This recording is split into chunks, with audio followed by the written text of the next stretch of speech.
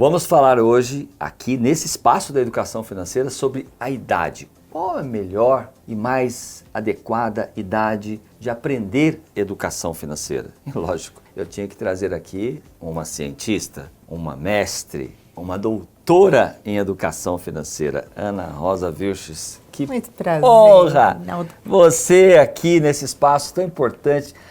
Olha, Ana, nós estamos aqui fazendo alguns documentários da importância de tudo isso que a educação financeira pode proporcionar para as pessoas.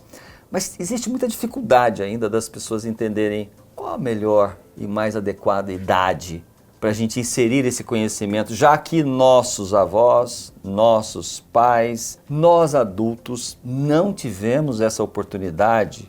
Qual idade então seria mais adequada? Olhando para os estudos, que você já é uma cientista, porque é importante trazer isso, porque não é um achismo, não dá para você achar na educação. Educação é uma ciência, é um estudo, uma profunda constatação de fatos já que aconteceram, por isso é uma ciência, vivenciados foram e hoje uma realidade. Então está aqui, Ana Rosa, pode se apresentar, quem é você? Eu sei que você já tem aí uma vasta experiência nesse universo. Fala sua trajetória rapidinho aqui para a gente poder já entrar nesse negócio chamado idade mais adequada para essa criança aprender. Sim. Bom, a princípio, eu sou educadora e estou hoje como diretora de projetos especiais da DSOP Educação Financeira. Trabalho há 11 anos nesse propósito, porque para mim hoje esse é um propósito. E vejo, como o Reinaldo está falando, o quão é difícil as pessoas entenderem a diferença mesmo entre educação financeira e finanças pessoais, que é o que a maioria das pessoas praticam. Quando você me pergunta, Reinaldo, qual é a idade, entendendo que a educação financeira é uma ciência do comportamento, todo comportamento que a criança vê, ela começa a aprender. Sim. Se pensarmos assim, a idade é desde quando ela abre os olhinhos. Só que é claro, o entendimento dela começa aos 2 anos, aos 3 anos, que ela começa a ver o que se troca, quais são as moedas de troca, qual é o escambo que a mãe dela e o pai, a família faz. Então, quando falamos, mas Ana, peraí, com 2, 3, 4, 5 anos ela ainda não está alfabetizada, como é que é isso? Não está. Contudo, ela entende a troca. Ela, por exemplo, quando ela nasce, ela troca o quê? O choro pelo leite da mãe. E ela continua fazendo isso e vendo o que dá certo ou não. Conforme ela vai crescendo, ela vai observando, bom, eu quero um doce, Então o que ela faz? A princípio, ela chora para querer o doce. Mas ela começa a observar que a mãe vai comprar algo e dá um cartão, ou o dinheiro, e obtém algo em troca. Então ela começa a observar esses comportamentos. Então qual é a idade melhor para se ensinar? A partir de 2, 3 anos, quando ela começa a entender isso. Porque ela começa a querer as coisas. Então é quando a criança começa a ter esses insights dela, fala assim, mamãe, é só passar o cartão. Isso. Papai, é aquele dinheiro, aquela moeda. Aí o pai fala, não tenho dinheiro, o que ela responde? Olha lá, mamãe, vamos lá no banco, lá. A máquina solta dinheiro, na máquina tem. É essa, porque ela está observando aquilo. Então é o melhor momento para você iniciar. Contudo, Reinaldo, existe um grave problema, que os pais não sabem educação financeira. Os pais não conhecem educação financeira. Como é que posso ensinar algo que não conheço? Exatamente. E aí as escolas têm um papel fundamental. Por quê?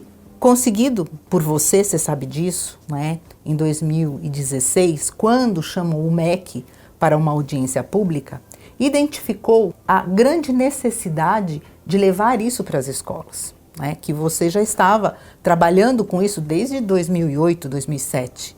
E aí o MEC entendeu e colocou na BNCC, que é a Base Nacional Comum Curricular, a obrigatoriedade de hoje, em todas as escolas de educação básica, termos a educação financeira. Esta criança, mas a gente vê que os sistemas de ensino até colocaram materiais dentro das áreas da educação, sistemas de ensino muito importantes até. Mas o que de fato está dentro desses sistemas? É uma prerrogativa da obrigatoriedade ou da oportunidade? Porque eu me lembro, aí eu posso até ser aqui um testemunho, quando comecei esse projeto lá em 2007, 2008, 2009, quando começamos a entrar nas escolas, Eu fui em algumas editoras e alguns sistemas de ensino e falei assim, olha, nós podemos aqui ter educação financeira desde criança e tudo mais. Eram 15 obras, começando lá do ensino infantil e ia até o ensino médio. E as próprias editoras e o sistema de ensino falaram, isso aí não tem importância agora, não dá para investir, porque nem está obrigado. Não... Ou seja, só hoje elas estão colocando e praticando com materiais que estão entrando dentro dessas grades, porém sem a menor estrutura. É fato ou não isso? Reinaldo, para te responder, né, o que acontece nas escolas? Não há conteúdos certificados academicamente. O que se entende em muitos momentos, onde há a necessidade de se dar educação financeira, contudo, o professor não está pronto, ele não foi preparado para isso. Aí nós temos um desafio, né? Sim, muito grande. O professor não aprendeu, o que eu não aprendi, não consigo passar. Aí eu faço o quê? Eu pego um conteúdo que alguns cursos, alguns livros, né, me fornecem, que na verdade nada mais é do que matemática financeira, adaptada para crianças desde os 7, 8, 9 anos, tanto é que educação infantil é muito difícil você encontrar esse material, porque trabalhar com a criança, a matemática financeira não tem vai como. rolar. Agora, o que nós temos que trabalhar com a criança, tá? O comportamento. Então, quando nós trabalhamos da metodologia, né, em que estamos, que temos todo esse conteúdo, que é a metodologia DSOP, a gente entende, passa e consegue formar esses profissionais, levando efetivamente a mudança do comportamento dos maiores e a fomentação e a criação de um comportamento correto para os menores, onde eles até chegam e cobram os pais. É muito interessante, nós temos visto muito isso nas nossas escolas. Você está passando por uma fase muito interessante da sua vida, né, Ana? Sim, eu tenho 2 crianças, né, de 3 anos e 7 meses em casa e que já praticam a educação financeira desde quando nasceram, tá? Como assim praticam? Sim, eles observam, né? E nós, os meus filhos, minha nora, meu genro, todos nós trabalhamos, né, com a metodologia. Então a gente fala com eles. Esse final de semana mesmo, tive com os 2, né? E um deles me disse que ele tinha vendido um tênis. Eu falei, como assim você vendeu um tênis, né? O tênis do Super-Homem. Eu falei, tênis do Super-Homem? Você vendeu um tênis? Aí até chamei para minha filha, falei, escuta, você vendeu? Não. Eu falei para ele que a gente ia doar, né, para as crianças, que ele sabe, as criancinhas que não têm.